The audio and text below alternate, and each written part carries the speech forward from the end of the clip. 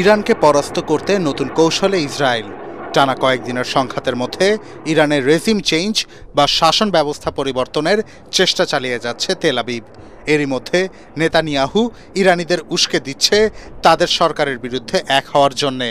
এর জবাবে ইরান ক্ষেপণাস্ত্র বর্ষণের মাধ্যমে চাইছে ইসরায়েলিদের মধ্যে আতঙ্ক ছড়াতে। আন্তর্জাতিক বিশ্লেষকরা বলছেন, দুই দেশই চাইছে জনগণের উপর মনস্তাত্ত্বিক চাপ তৈরি করতে। এদিকে সংঘাত নিয়ে সবশেষ খবর জানিয়েছে দুপক্ষই। ইসরায়েলি প্রতিরক্ষা বাহিনীর দাবি, ইরানের পারমাণবিক স্থাপনা, জ্বালানি অবকাঠামো, তেল শোধনাগার ও বন্দর লক্ষ্য করে হামলা চালানো হচ্ছে।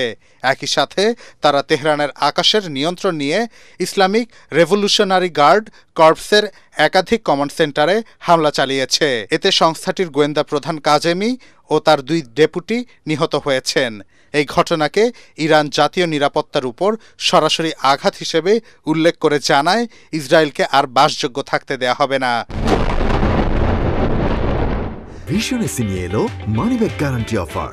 1 মাস ব্যবহার করে সন্তুষ্ট না হলে সম্পূর্ণ টাকা ফেরত। হাইফার রিফাইনারিতে ব্যালিস্টিক ক্ষেপণাস্ত্র হামলার পর তেহরান জানায়, তাদের মূল লক্ষ্য ইসরায়েলের পারমাণবিক ও জ্বালানি অবকাঠামো। এদিকে ইরানের ক্রমবর্ধমান হামলা বন্ধে আন্তর্জাতিক মহলের সহযোগিতা চাইছে ইসরায়েলিরা।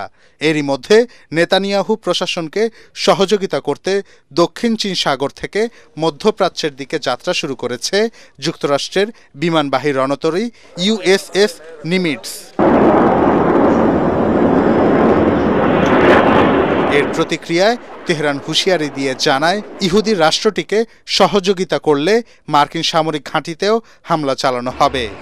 এদিকে সংঘাত ক্রমেই নিয়ন্ত্রণের বাইরে চলে যাচ্ছে উল্লেখ করে আন্তর্জাতিক বিশ্লেষকরা বলছেন, পরিস্থিতি দ্রুত শান্ত না হলে মধ্যপ্রাচ্য কেন্দ্র করে তৃতীয় বিশ্বযুদ্ধ শুরু হতে পারে। জাহিদুল আলম, ATN বাংলা।